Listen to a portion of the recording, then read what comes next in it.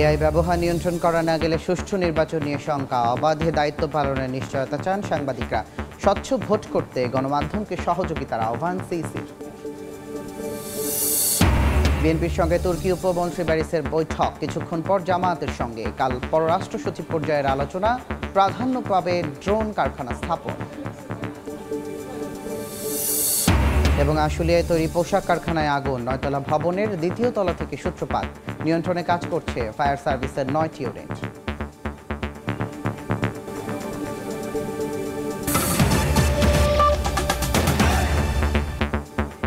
সময় সংবাদের সঙ্গে আছি আমি তুষার আহমেদ ইমন।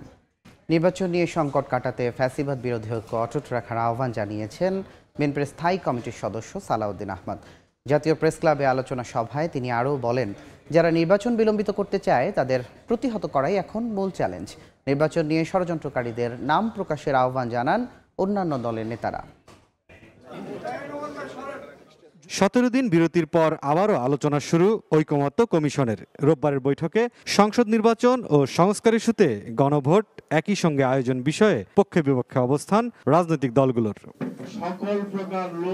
জাতীয় প্রেস ক্লাবে গুণমান সম্পন্ন ও গ্রহণযোগ্য নির্বাচনের চ্যালেঞ্জ ও সম্ভাবনা শীর্ষক এক আলোচনার আয়োজন করে নাগরিক যুব ঐক্য, যেখানে যোগ দিয়ে গণ অধিকার পরিষদের সাধারণ সম্পাদক রাশেদ খান নির্বাচন নিয়ে ষড়যন্ত্রকারীদের নাম প্রকাশের অনুরোধ করেন। নাহিদ ইসলামকে আমি আবারও বলতে চাই যে গাদ্দার উপদেষ্টাদের কথা আপনি বলছেন, অনতিবিলম্বে তাদের নাম জাতির সামনে আপনাকে প্রকাশ করতে হবে। অন্যথায় এই গাদ্দার উপদেষ্টারা তারা তো আগামী নির্বাচনকে বানচাল করার জন্য তারা তো ষড়যন্ত্র করতে পারে, চক্রান্ত করতে পারে। একই প্রসঙ্গে ব্যর্থদের চিহ্নিত করে 1 সপ্তাহের মধ্যে অপসারণ এবং এনসিপি আহ্বায়ক নাহিদ ইসলামের বক্তব্যের প্রেক্ষিতে সরকারের জবাবদিহিতা চান বিপ্লবী ওয়ার্কার্স পার্টির সাধারণ সম্পাদক সাইফুল হক। সে উপদেষ্টারা কারা? নাহিদ কি পরিষ্কার করে বলবেন?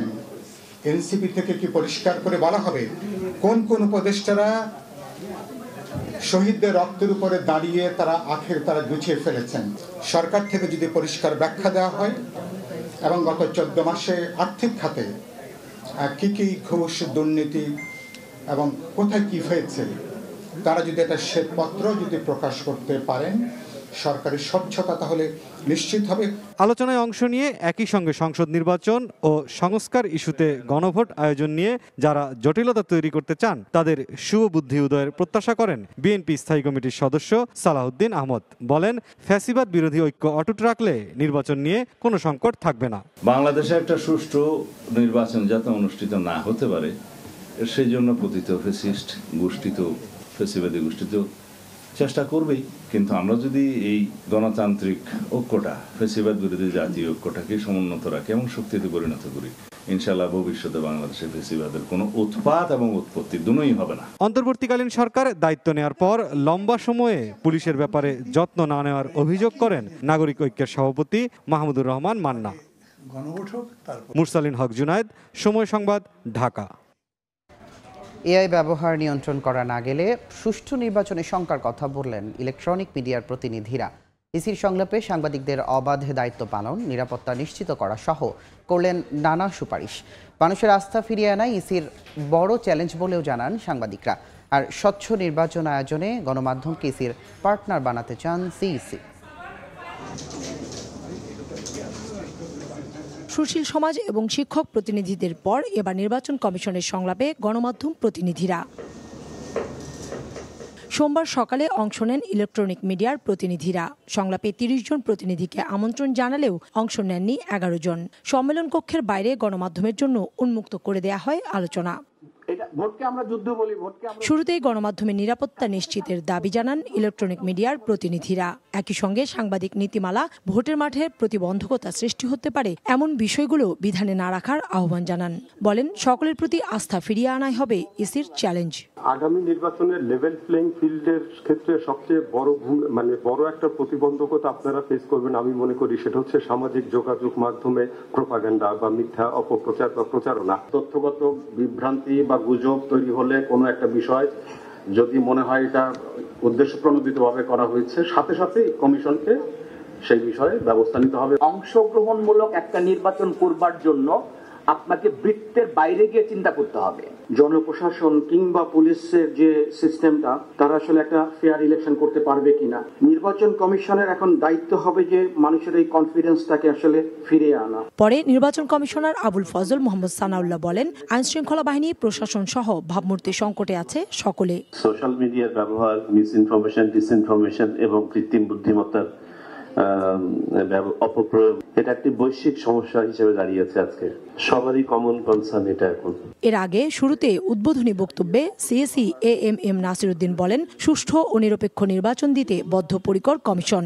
আমরা ত্রয়োদশ নির্বাচন সুষ্ঠু, সুন্দর এবং অবাধ করার লক্ষ্যে এবং একটা লেভেল প্লেইং ফিল্ড নিশ্চিত করার জন্য আমরা অনেকগুলো কাজ করে ফেলেছি। আয়নার মতো পরিষ্কার করে এই ইলেকশনটা করতে চাই।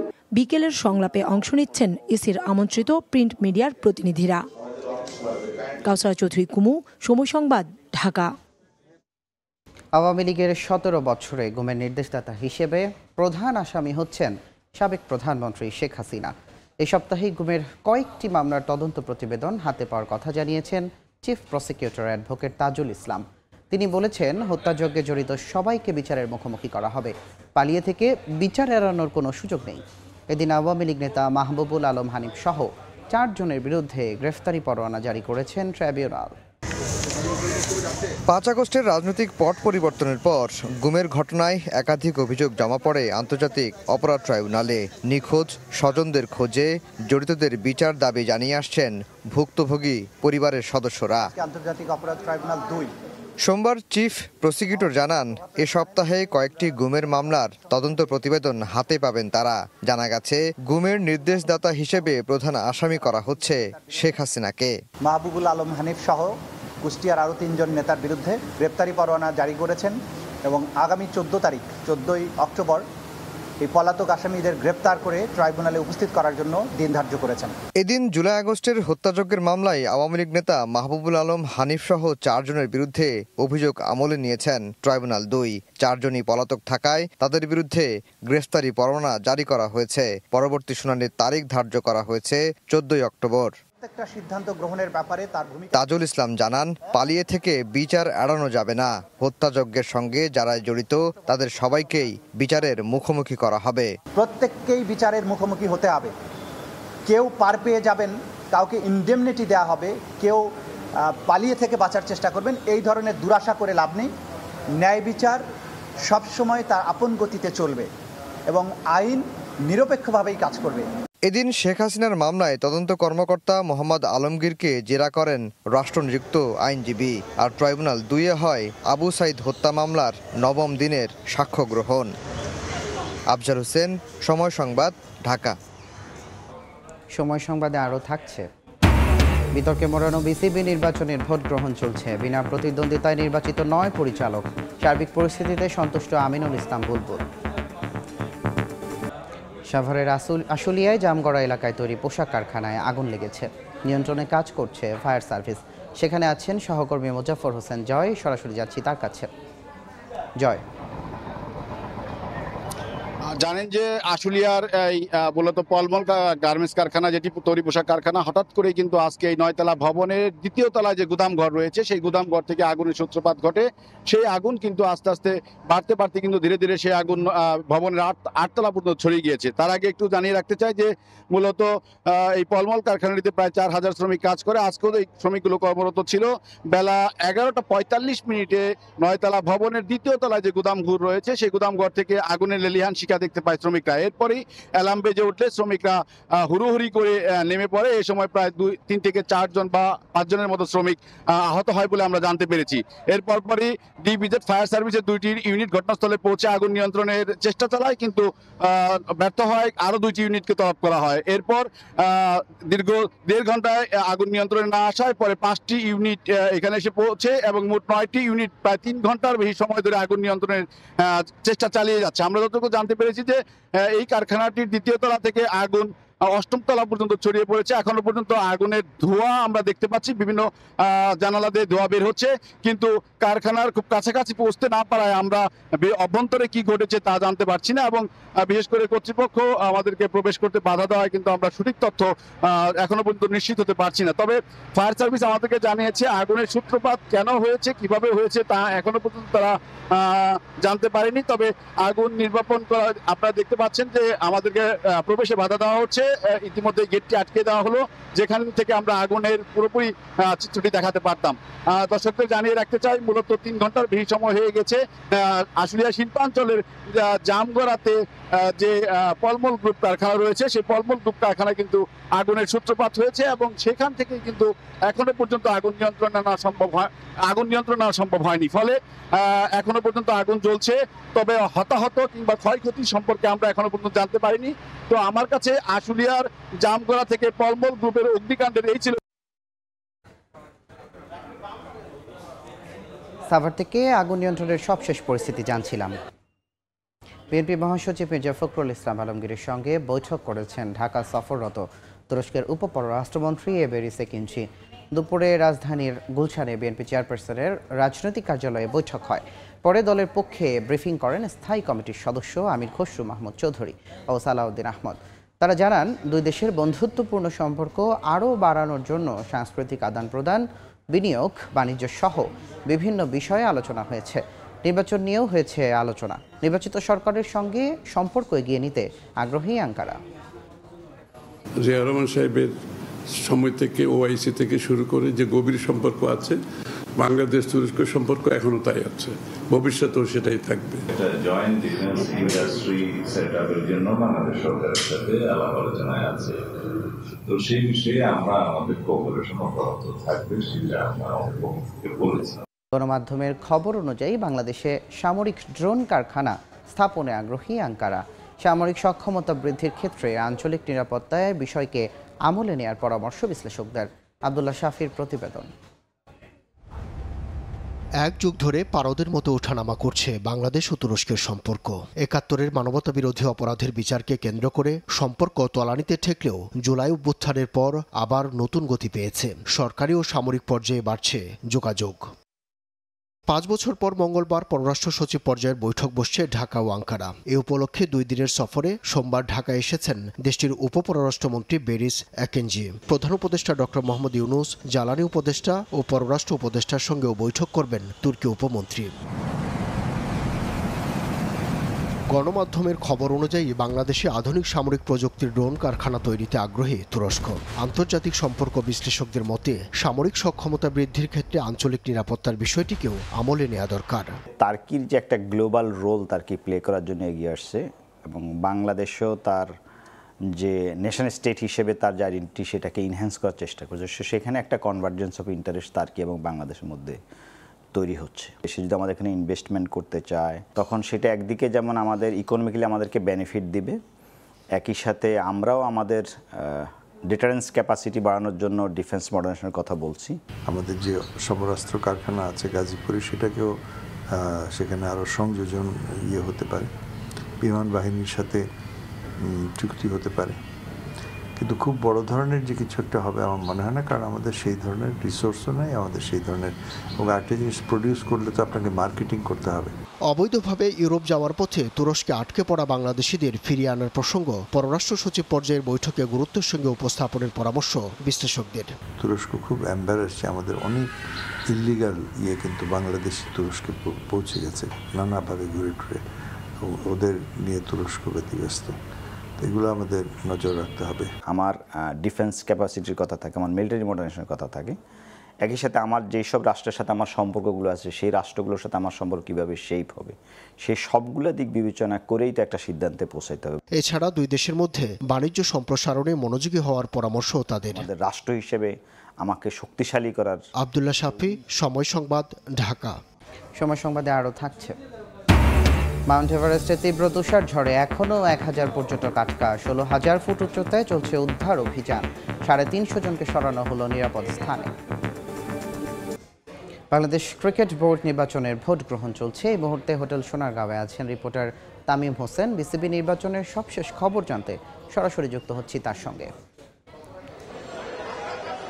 অল্প কিছু সময় বাকি আছে বিসিবি নির্বাচনের ভোট গ্রহণের। বেলা 4টা নাগাদ কিন্তু ভোট গ্রহণ শেষ হবে, এরপরেই আসলে গণনা শুরু হবে এবং 7টার মধ্যেই আসলে জানা যাবে যে বিসিবি নির্বাচনের যে 25 জন পরিচালক তারা কারা হচ্ছেন। আমরা যেমনটা জানি যে অনেকে বিনা প্রতিদ্বন্দ্বিতায় পরিচালক নির্বাচিত হয়েছেন, বিশেষ করে যারা জেলা এবং বিভাগ থেকে, যেমন আমি যদি বলি বরিশাল, সিলেট এইসব জায়গা থেকে কিন্তু বিনা প্রতিদ্বন্দ্বিতায় পরিচালক নির্বাচিত হয়ে গিয়েছেন। এছাড়া আমরা যদি বলি যে আজকের ভোট মানে কারা ভোটাধিকার কারা প্রয়োগ করছেন বা কত পার্সেন্টের হিসাবে, যতটুকু আমরা জানতে পেরেছি যদি সবচেয়ে কম ভোট কাজ হয় সেটা হচ্ছে যে ক্যাটাগরি 2 থেকে, তবে ক্যাটাগরি 1 এবং ক্যাটাগরি 3 ভালোই ভোট গ্রহণ করা হয়েছে। তবে ক্যাটাগরি 2 ভোটার সংখ্যা খুবই কম। আমরা যেমনটা জানি 48টি ক্লাব ইতিমধ্যেই তাদের ভোট বর্জনের ডাক দিয়েছেন এবং তারা কিন্তু আগেই বলে দিয়েছেন যে তারা এই নির্বাচনে অংশ নেবেন না। কিন্তু সেই সংবাদ সম্মেলনে আরো একটি কথা বলা হয়েছে যে এর বাইরেও কিন্তু আরো অনেকে আছেন যারা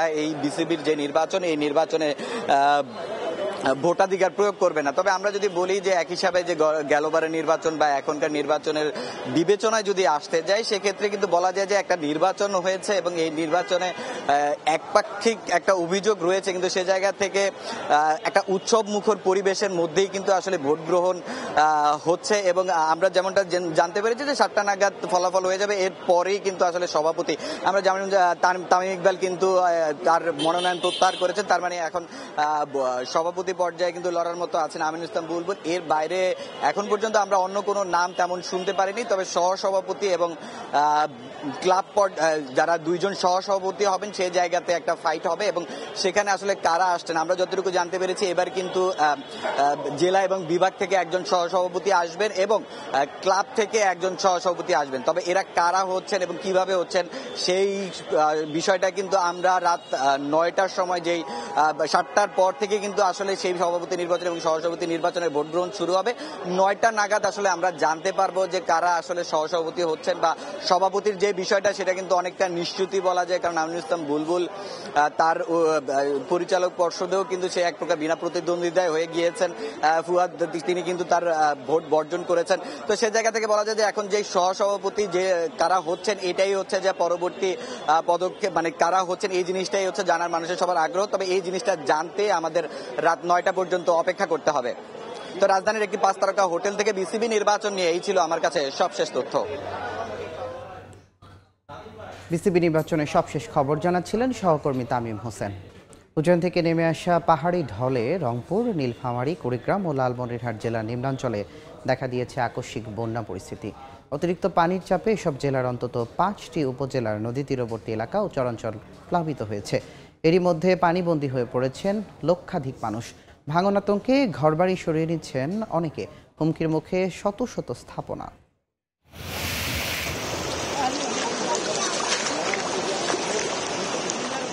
পানির নিচে নদী এলাকার কাঁচা পাকা রাস্তা, বয়ে যাচ্ছে তীব্র স্রোত। কৃষিজমি, বাড়িঘর, বিদ্যালয় আর বাজারঘাট তলিয়ে গেছে সবই। পানি বাড়ার সঙ্গে সঙ্গে প্লাবিত হচ্ছে নতুন নতুন এলাকা। সোমবার সকাল থেকে লালমনিরহাটের ডালিয়া পয়েন্টে বিপদসীমার 10 সেন্টিমিটার ওপর দিয়ে বইছে তিস্তার পানি। ফলে তিস্তা ব্যারাজ এলাকার ফ্লাড বাইপাস, বন্যা নিয়ন্ত্রণ বাঁধ, ঘরবাড়ি ও সরকারি বেসরকারি স্থাপনা এখন হুমকির মুখে। পানিতে তলিয়ে আদিতমারি উপজেলার বিভিন্ন এলাকায় পানিবন্দী হয়ে দুর্ভোগে লক্ষাধিক মানুষ।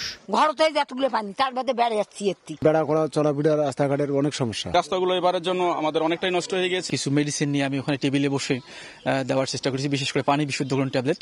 বন্যার পূর্বাভাসে ঝুঁকিপূর্ণ এলাকা থেকে মানুষ সরিয়ে নেওয়ার পাশাপাশি ত্রাণ ও উদ্ধার তৎপরতা জোরদার করেছে প্রশাসন। প্রস্তুত রয়েছে আশ্রয় কেন্দ্র।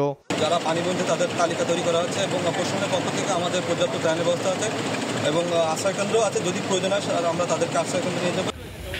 কুড়িগ্রামের দুধকুমার, তিস্তা, ধরলা ও ব্রহ্মপুত্রের পানি বৃদ্ধি পেয়ে অন্তত 10টি স্থানে দেখা দিয়েছে ভয়াবহ নদী ভাঙন। শুক্রবার রাত থেকেই সদরের বানিয়াপাড়া এলাকায় দুধকুমারের ভাঙনে বসতবাড়ি সরিয়ে নিয়েছে অন্তত 50টি পরিবার।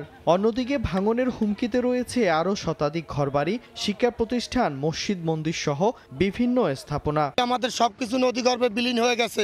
100 বাড়ি ভাঙার পরেও তো মানে এখনো সময় পাচ্ছি না, খাবারও সময় পাচ্ছি না। কিভাবে আল্লাহদের কোথায় কিনে রাখবে সেও কল্পনা করতে পারেনি। অনেকে এখনো খবরের বাইরে অনেকে খবর পাওয়া আসি দেখতেছে। হঠাৎ ঝড়ের পর বিদ্যুৎ বিচ্ছিন্ন রয়েছে নীলফামারীর কিশোরগঞ্জ উপজেলার গারাগ্রাম ইউনিয়ন। ভেঙে পড়া ৫ শতাধিক বাড়িঘর মেরামতে চেষ্টা করছেন ক্ষতিগ্রস্তরা। মিরন আহমেদ, সময় সংবাদ। নগর পরিকল্পনায় ভূমির সুষ্ঠু ব্যবহার, অবকাঠামো উন্নয়ন সহ নদী খাল রক্ষা করার দিকে জোর দেওয়ার আহ্বান জানিয়েছেন গৃহায়ন ও গণপূর্ত উপদেষ্টা আদিলুর রহমান খান। সকালে বাংলাদেশ চীন মৈত্রী সম্মেলন কেন্দ্রে বিশ্ব বসতি দিবস উপলক্ষে আয়োজিত অনুষ্ঠানে কথা বলেন তিনি। একই অনুষ্ঠানে বড় বড় প্লট দেয়া বন্ধ করে ফ্ল্যাট কেন্দ্রিক বসতির উপর গুরুত্ব দেন পরিবেশ উপদেষ্টা রিজওয়ানা হাসান। বলেন, মুক্তবাজার অর্থনীতিতে সবাই প্লট ভোগ করতে পারে না। এর আগে সকালে রাজধানীর জিয়া উদ্যান থেকে বের করা হয় বর্ণাঢ্য র্যালি। মেটেরিয়াল আমরা ঠিক করে দিতে পারবো। সামগ্রিকভাবে চিন্তা করতে হবে, সমন্বিতভাবে ও পরিকল্পিতভাবে কাজের কথা ভাবতে হবে। তাহলে বাংলাদেশের নগরগুলোর বর্তমান সংকট মোকাবেলা করে এগুলোকে আমরা আধুনিক, টেকসই এবং বাসযোগ্য করে তোলার জন্য পদক্ষেপ নিতে পারবো। মডেল এলাকা নেই নদী ভাঙনের, একটা যদি মডেল এলাকা নেই বন্যার, সেখানে বসতি কেমন হওয়া উচিত যেটা সাস্টেইনেবল হবে এবং এই জলবায়ু পরিবর্তনের ঝুঁকি মোকাবেলায় সহনশীল হবে, এটা কিন্তু আমরা একটা উদ্যোগ আমাদের সময়ই গ্রহণ করতে পারবো। দেশের বেশিরভাগ শিল্পকলা একাডেমি প্রায় অকার্যকর অবস্থায় আছে বলে মন্তব্য করেছেন সংস্কৃতি উপদেষ্টা মোস্তফা সরোয়ার ফারুকী। দুপুরে টিকটক ও বাংলাদেশ সরকারের যৌথ উদ্যোগে এক অনুষ্ঠানে কথা বলেন তিনি। আমাদের বেশিরভাগ শিল্পকলা একাডেমি অলমোস্ট ডিসফাংশনাল, মানে আছে, মানে নামকা অবস্থায় আছে আর কি। এটার খুব একটা বড় কন্ট্রিবিউশন আপনি দেখবেন না। মানে শিল্পকলা একাডেমি থেকে আমি গান শিখে এসে বড় শিল্পী হয়েছি বা নাচ শিখে এসে বড় শিল্পী হয়েছি, এরকম সংখ্যা খুব কম। তার মানে এটা প্রপারলি ফাংশন করছে না। তো এটা দূর করার জন্য আমাদের টিম কাজ করছে, তারা কারিকুলাম ডেভেলপ করার চেষ্টা করছে এবং তারা অনলাইন এবং অফলাইন দুটাকে ইন্টিগ্রেট করার চেষ্টা করছে। মাউন্ট এভারেস্টে তীব্র তুষার ঝড়ে আটকে পড়েছেন অন্তত 1000 পর্যটক। তাদের উদ্ধারে অভিযান চলছে। স্থানীয় গণমাধ্যমের তথ্য মতে 350 জনকে উদ্ধার করে কাছাকাছি কিউডাং শহরে নিয়ে যাওয়া হয়েছে। তারা কুদাং শহরে পৌঁছেছে, আর বাকিদের সঙ্গেও যোগাযোগ করা হয়েছে। এভারেস্টের তিব্বত অংশের পূর্ব ঢালে প্রায় 16,000 ফুট উচ্চতায় আটকে পড়েন পর্যটকরা। ওই এলাকার প্রবেশ পথ থেকে তুষার সরিয়ে আটকে পড়া ব্যক্তিদের নিরাপদ স্থানে সরিয়ে নিতে উদ্ধারকারীরা কাজ করছেন। আটকে পড়াদের সহায়তা করছেন শত শত স্থানীয় বাসিন্দা।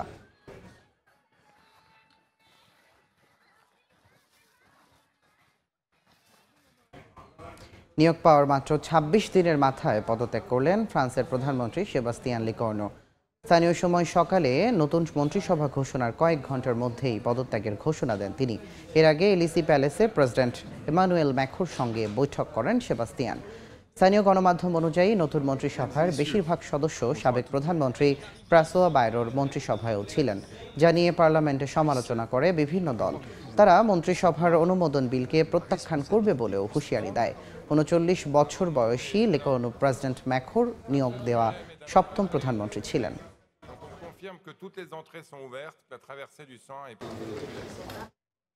হংকং চায়নার বিপক্ষে ম্যাচ খেলতে ইংল্যান্ড থেকে ঢাকায় এসেছেন হামজা চৌধুরী।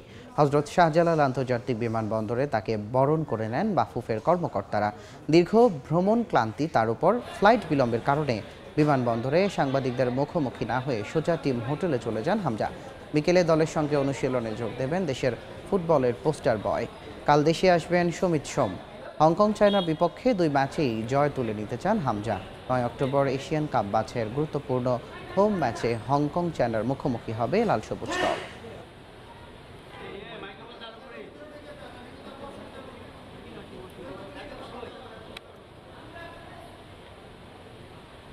খুব ভালো লাগছে। দুটো ম্যাচে জিতবেন ইনশাআল্লাহ। ইনশাআল্লাহ ইনশাআল্লাহ। কেমন লাগছে এবার আপনি ক্যাপ্টেন্সির দায়িত্ব পালন করেছেন লেস্টারে?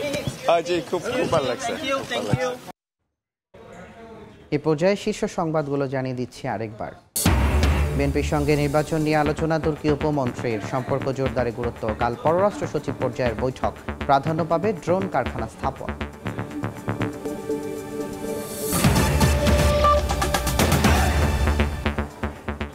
এ ছিল সময় সংবাদে। আন্তর্জাতিক সময়ের সঙ্গে থাকবেন ইমদাদুল হক। তুষার, আপনাকে ধন্যবাদ। আন্তর্জাতিক সময় নিয়ে ফিরছি কিছুক্ষণ পর, সঙ্গে থাকুন সময়।